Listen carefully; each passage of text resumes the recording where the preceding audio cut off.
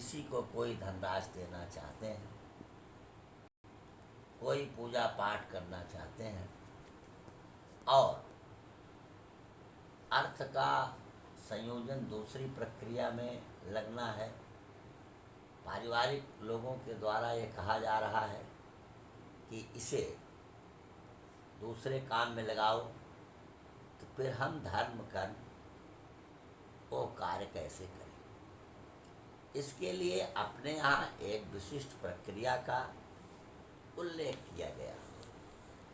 जो भी स्वार्जित धन है, अर्थ है, उसके लिए मीमांसा शास्त्र एक बड़ी अच्छी व्याख्या करता है। अर्थ संग्रह एक बहुत अर्थ मीमांसा के लिए ग्रंथ ही है। भागवतकार भी लिखते हैं, पंचादश अनर्थानि अर्थमूलानि विद्यते। 15 अनर्थ अर्थ के मूल में होते हैं। अस्तेयम, हिंसा, अनृतम, दंभम, असूया, ये सब अर्थ के अंतर्गत है। अर्थ अगर हमने स्वयं अर्जित किया है, लक्ष्मी को पैदा किया, तो बेटी के समान है। अर्थ धन यदि पिताजी ने दिया तो बहन के समान है। यदि धन तीसरे आदमी ने दिया तो परस्त्री के समान है। परस्त्री का उपभोग नहीं है, बहन का उपभोग नहीं है, बेटी का उपभोग नहीं है। केवल धर्म, न्याय और कर्तव्य की दृष्टि से ही हम उसको देख करके सदुपयोग कर सकते हैं। ये उसकी प्रक्रिया है। ठीक इसी प्रकार से हम जो धन कमाते हैं, उसका जो प्रथम भाग होता है वो केवल इसलिए होता है कि उससे हम जिस प्रक्रिया में अर्थ कमाए हैं, उस पूंजी को किस प्रकार से बढ़ाएं, एक भाग उसके लिए सुरक्षित कर देना चाहिए। दूसरा भाग जो अर्थ का होता है वो यश से, यश की प्राप्ति के लिए संदर्भों में नियोजित होता है। तीसरा भाग जो होता है आश्रित, आश्रय, जो हमारे आश्रित हैं, जो तटस्थ हैं, जो लोग हैं, उनके उपयोग के लिए होता है। तो एक भाग पूंजी बढ़ाने के लिए, एक भाग जो हमारे लोग हैं उनके लिए, और एक भाग 4 भाग में केवल सुरक्षित करके रख दिया जाए। वो आपदर्थे धनम रक्षेत, आपत्ति काल के लिए धन की रक्षा करने के क्रम।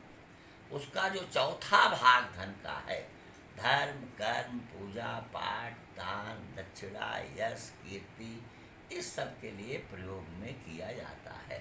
यदि तात्कालिक किसी आकस्मिक परिस्थिति के कारण या किसी के आत्मीय जनों के रोके जाने के कारण हम मन में चाहते हुए भी वो धर्म कर्म प्रत्यक्ष रूप से नहीं कर पा रहे हैं, तो कलिकर एक पुनीत प्रतापा, मानस पुण्य होय नहीं पापा। कली में मानसिक पुण्य हो जाता है, पाप नहीं होते हैं।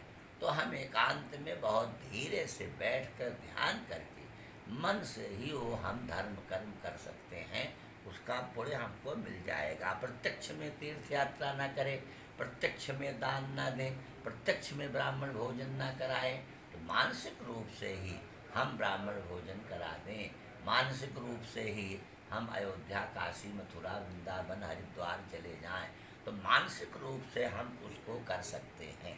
हम किसी के कल्याण के लिए कुछ द्रव्य देना चाहते हैं और हम वो कर नहीं पा रहे हैं, नई कल्याण कृत कश्चित दुर्गतिम तात गच्छति। शास्त्र की आज्ञा है हम एकांत में धीरे से बैठ करके हम उसके कल्याण की कामना करें। जैसे कोई हमारी बात पत्नी, पुत्र, आत्मीय जन अगर नहीं मान रहे हैं, समझाने की चेष्टा किए, नहीं समझ रहे हैं। शिव ने सती को समझाने की चेष्टा किया, हनुमान जी ने रावण को समझाने की चेष्टा किया, श्री कृष्ण ने दुर्योधन को समझाने की चेष्टा किया, किंतु ना मानने के क्रम में फिर हम भगवान से कहें, भगवान से प्रार्थना करें, हनुमान जी से कहें, देवी से कहें, जिसका जो इष्ट हो उससे कहें कि आप उसकी बुद्धि को ठीक करें। ईसा मसीह कहते हैं गॉड ब्लेस देम, भगवान उनको सद्बुद्धि दें, विजडम दें, अच्छा पावर दें। तो संक्षेप में एक वाक्य में इसका उत्तर ये है कि हम 4 भागों को करते हुए अपनी पूंजी को बढ़ाने का एक भाग, आपत्ति के रख दूसरा भाग, आश्रित जनों की पूरी व्यवस्था तीसरा भाग, और चौथा भाग जो हमारा है उसको यश के लिए, इन सब के लिए, दान के लिए, उसके लिए रखें। नहीं तो 10%, 10वां अंश चतुर्थ भाग में रखें, 10वां अंश कम से कम ऐसे कार्यों को खर्च करें जो हमारी कीर्ति को, यश को, कीर्ति यस्य स जीवति, जिंदा वही है जिसकी कीर्ति है। तो कीर्ति हमारी कैसे रहेगी, इसलिए काम करें। इस सब के बाद भी अगर हम कुछ न कर पाए तो मानसिक रूप से उसका कल्याण, मानसिक रूप से धर्म कर्म हम करें। सियावर रामचंद्र की जय। जय। धन्यवाद गुरुजी।